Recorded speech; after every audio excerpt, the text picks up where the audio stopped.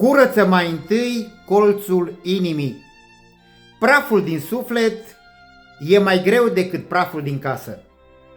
Curățiți-vă cei ce purtați vasele Domnului, spune cuvântul lui Dumnezeu.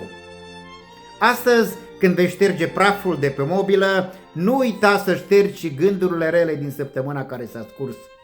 Astăzi, când vei spăla podeaua sau vei mătura în curte, nu uita să mături și vorbele nepotrivite din săptămâna care s-a scurs. Curățenia adevărată începe din inimă. Când e curat înăuntru, și casa ta va străluci. Sabat binecuvântat îți doresc din inimă. Dacă ți-a plăcut acest clip video, nu uita să dai like, să leși un comentariu și să-l distribui și pe alte rețele sociale. Sabat binecuvântat!